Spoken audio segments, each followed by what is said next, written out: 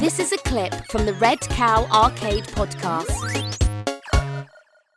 There's a Cowabunga Collection coming out that I think is very exciting. That was a pleasant surprise. Yeah, I mean, it's no skin off my ass because I emulate it all. Yeah, they're all back there. So it's 13. It's every retro Teenage Mutant Ninja Turtles game you would want, I think. Yeah, the Konami ones. So it's the NES ones, Super Nintendo, the arcade, every iteration. Game Boy ones. You get the SNES Turtles in time. You get the arcade Turtles in time. You get Tournament Fighters, Genesis, NES, and SNES of that thing. Yeah. Nobody will play those, but it's just cool that they're there. I like the posterity of it. Yeah, it's all the ones from the original, Teenage Mutant Ninja Turtle cartoon run, because there are ones from the second series of TMNT or whatever, and those were Konami, and then they went to Ubisoft, so those aren't there. But so those Game Boy Advance ones that were TMNT or whatever, those ones are not on this, but it's all the good ones. The Ubisoft GBA one was made by the people who made Scott Pilgrim versus the World and Streets of Rage, or I guess the upcoming. I guess they're the ones who are making the upcoming Shredder's Revenge game. It's pretty good. It's a pretty good beat 'em up. It's not. I don't think it compares to the originals, but it's pretty good. Yeah, I mean, collect coins. Yeah. I don't know who's making the new Shredder's Revenge. I think it's the Scott Pilgrim. It's the Scott Pilgrim one. Okay, yeah. Okay. Yeah, so I just think it's super cool. I'll buy it for sure. You could sell that, for 13 games. I think you could sell that for $50, and people would ought to pay for it. Maybe, but yeah, Konami doesn't do much nowadays. But they've been releasing a lot of these compilations. They released the Game Boy Advance Castlevanias on a package, and yeah, I got that for $5. And I was like, how can I not? I bought it for Switch and Xbox just to have them, just to make sure they're there in case anything happens to me. My family will have them all. But it's worth noting that the original TMNT arcade, it came out in arcades, obviously. It was ported to DOS and to NES, but the original was never ported to any console. Not the faithful original arcade game. Until Xbox Live for Xbox 360. They pulled it off, I don't know, a year later. It wasn't there long. And then the only way you've been able to legally play the TMNT arcade game is if you bought one of these things. That's the only way. And this will finally put an end to that madness. Because then they remove the theme music from the Xbox 360 version or something. Oh, did they? This one is I don't know if it's the speaker quality or if it's a different mix of it or something, but it goes heroes in a turtle power. It's a weird audio thing, yeah. Interesting. Definitely doesn't sound as good as the ROM that I play on the Mortal Kombat one. But I think there is some screwy thing with a theme song because I think there's different rights to it. Yeah, that's probably true. It would be nice they if they did if they could somehow do a compilation of X-Men, Simpsons, and a bunch of other big Konami Bucky O'Hare. That would be very cool too. But I'm not holding my breath, nor do I have to, because piracy. Yes, exactly. But I would probably get that Turtles collection because it's I definitely will. No brainer. Have it on your Switch. No brainer. Yeah, I get to play it on EJ's Switch Lite. Oh yeah. Speaking of which, I've been playing the game I've been playing on the Switch Lite a lot lately. It's called Blazing Chrome. Have you heard of it?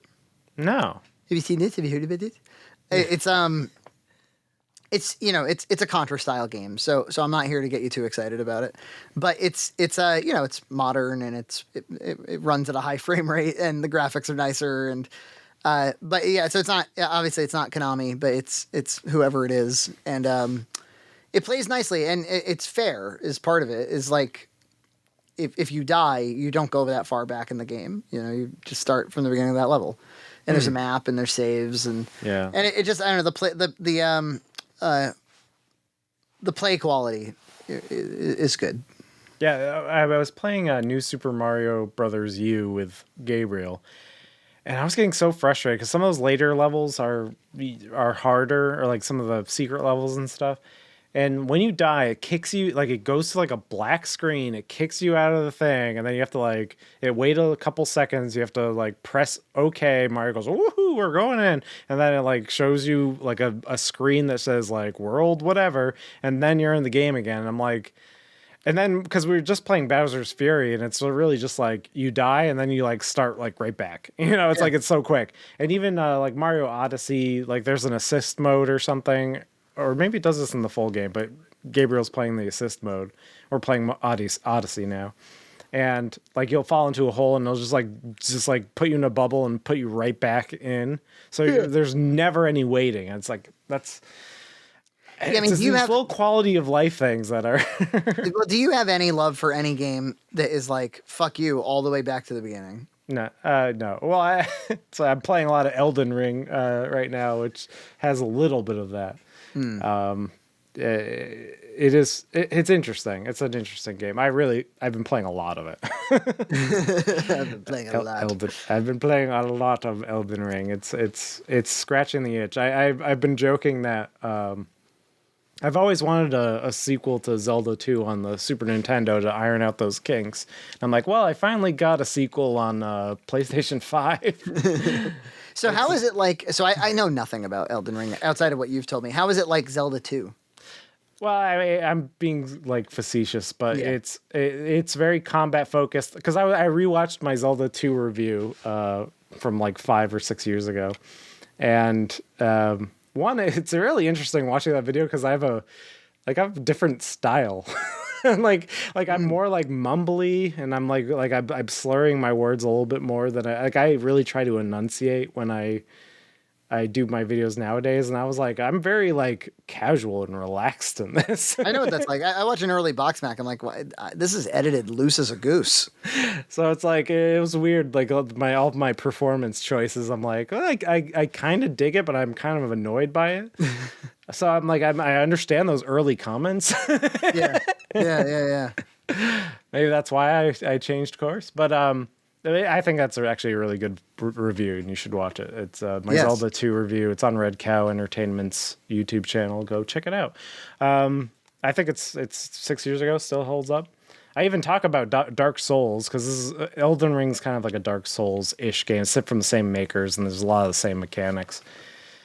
But it's like Zelda 2 because it's very like combat focused, and like I talk about how like every enemy you kind of treat as its own like puzzle, and then this is like more like the bosses are like their own puzzle. So like in Zelda 2, the Iron Knuckle, you do like the jump like slash jump slash, or the skeleton you have to like duck and slash them, and this you gotta like learn the patterns of the bosses, and you die a lot and you restart and you like learn it more. So it's a little bit of like almost like a puzzle and rhythm game to it because you have to like time your dodges, counterattack, things like that. You get like runes and you can upgrade yourself. So there's a little bit of an RPG grinding, much like Zelda 2. Yep. And much like Zelda 2, after you like, if you die and then like you die again, you lose all the experience points and you have to start again, which is kind of annoying, but you have to get good. But what I like about it is that there's more grinding power ups. So the more you play the game, you can actually power yourself up more. And I feel like the earlier like Demon's Souls and Dark Souls, you could still do that, but it was just way too punishing in the beginning. And this one has a little bit better balance of difficulty. It's definitely inspired by Breath of the Wild because they added like an open world aspect with lots of discovery, which I really have been enjoying a lot. In fact, I do so much like exploring and finding like these optional bosses that when I like stumble into the story, it's almost like I'm stumbling into like somebody else's like wedding or something. Like I feel like they start talking about stuff. I'm like, what is this? I don't even, why are you talking? You're giving speeches and these people I don't know. But it's very atmospheric. So it reminds me of a lot of those early, like I've mentioned Super Metroid, where it tells the story through the environment a lot. So it's a very good, like it's got a gothic feel to it, and really creepy atmosphere, and impressive landscapes. It's checking all the right boxes for me, and That's great. I'm sinking a lot of hours into it. I'll tell you what has been checking boxes for me. Liz, I've gone on and on about how much I enjoy the Sega Master System Land of Illusion, Castle of Illusion games. And I think last time I was on here, I was like, oh, isn't there like a remaster for Castle of Illusion? I think I stupidly said on Switch. No, it came out for Xbox and PlayStation like 10 years ago. And I didn't realize it. But it's a 3D platformer adaptation of Castle of Illusion for Genesis.